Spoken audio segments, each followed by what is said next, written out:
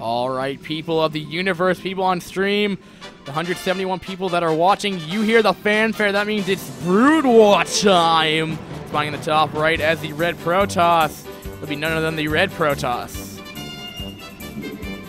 MVP. Also known as Walks MVP.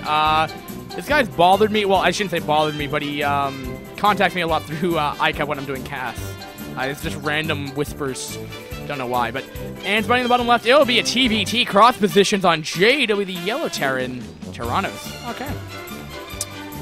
So, it'll be TBT. I haven't casted one since the round of 16, like, non-stop casts that I've done for the Shimmy. For his league, Terranos. And... yeah, I think I even saw...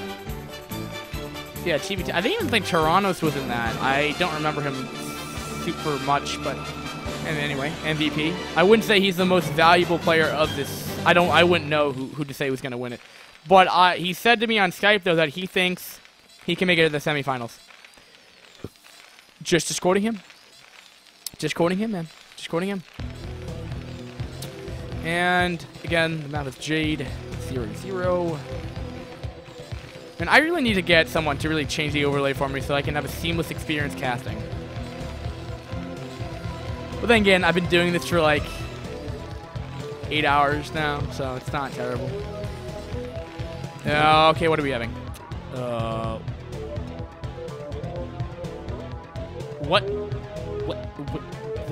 What? Is he actually microing that? No.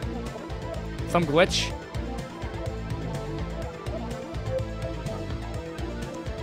That's cool. But anyway, getting back in the game. Despite our really awesome cast, purple is watching this. As we got through a lot of colors recently, it's going to be a pretty standard opening from MVP. Nothing ridiculous, unreasonable. Don't quite know why. Doing a one base play by Terranos right now, but I'd rather see a 1-Rex FE. Put the bunker like right here. Put a bunker forward. Put a depot there. Should be okay. I get the only thing on siege expanding on this map would be the fact if you have to deal with an early pressure zealot, but due to obviously Terranos doesn't know its cross positions. And it's not TBT. I apologize. It's TBP. Wow. Anyway. It's not TBT. So now because it's a TVP, because I am smart and Protoss does not look anything like Terran. He is I've been by the way, CDGG Glaive. I've been casting this for 8 hours straight now. Actually 8.5 nearly. But anyway, like I was saying, if he was to do a siege expand, he could just put a bunker. He put barracks here, bunker here.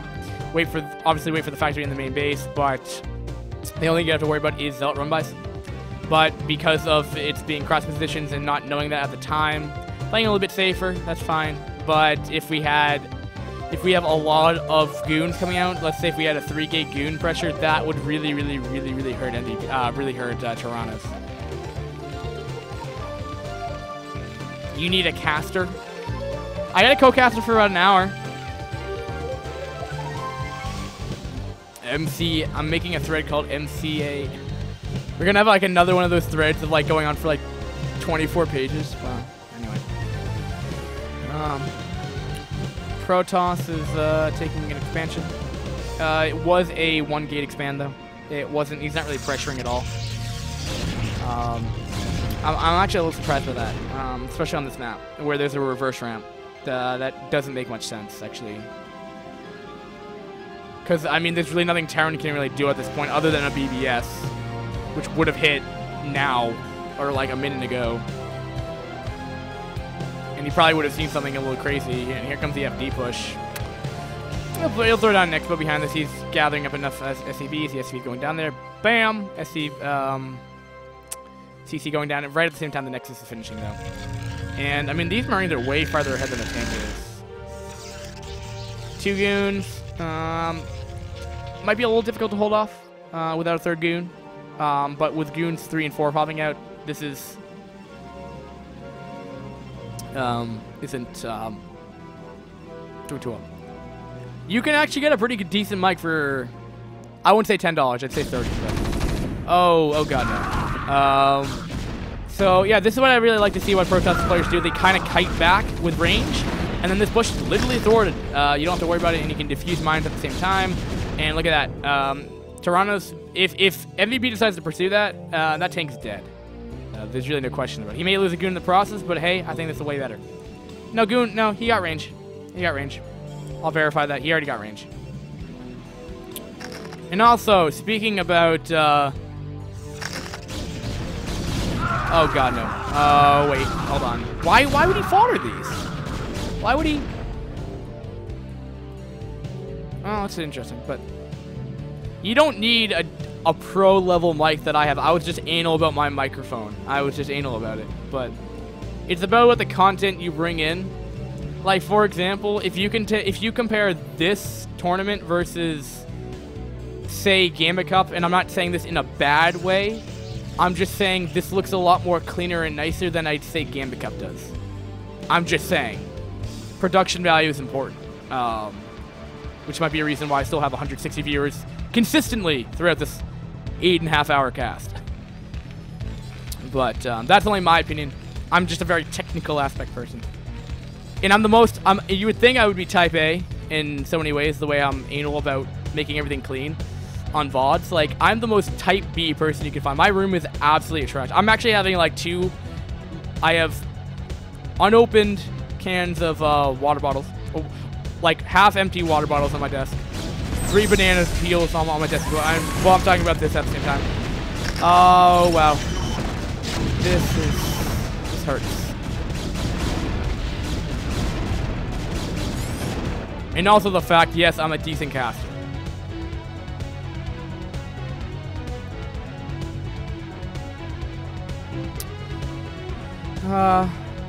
Anyway. We do it for the love of the game. We do casting because of the love of the game. Anyway. I think the cast is probably more important, especially to the VOD viewers. I just want to know how he does that, though. I really want to know. Third base going down for MVP, though. So MVP is actually playing this very smart. While the third base is going up, he's actually taking up his third base. MVP could probably end up taking another base on one of the tri or the quadrant of the map right here. That would be his best bet. I don't really know where he'd want to take it, but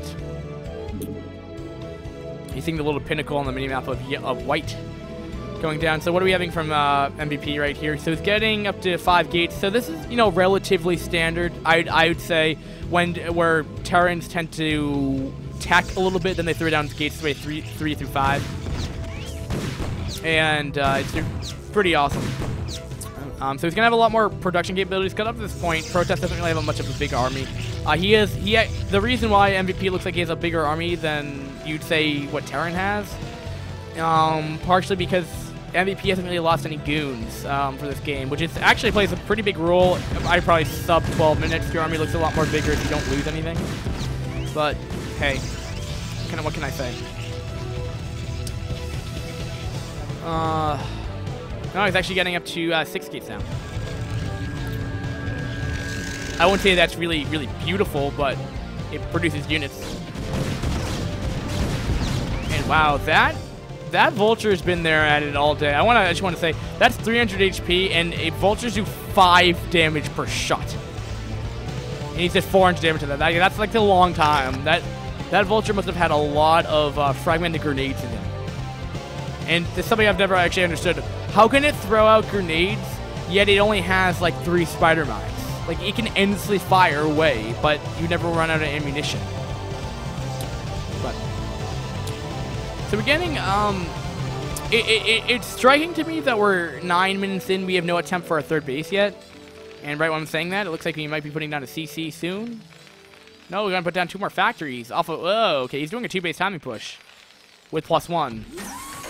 Okay. Okay. All right, that's not bad. I can understand that.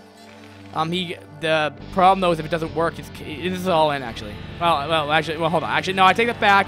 there was a CC that magically appeared, and I take that back right now. I've got to say, I really wasn't sure if a timing push was really going to work out because I was looking at the supplies and it's nearly double for MVP. And MVP's really, really macroing up a lot.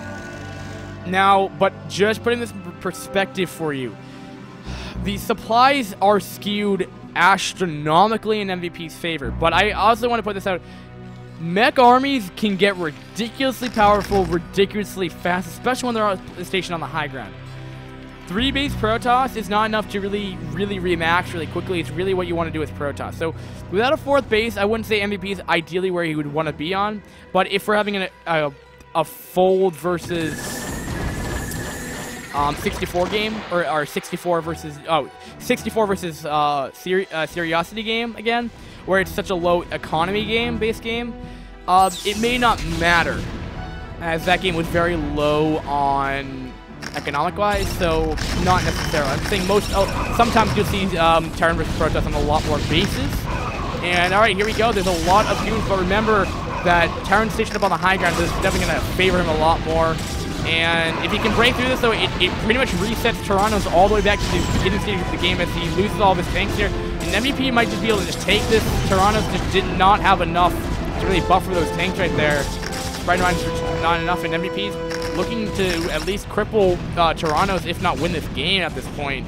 And he's going to lift off the 3rd command center, even despite nothing actually happening there.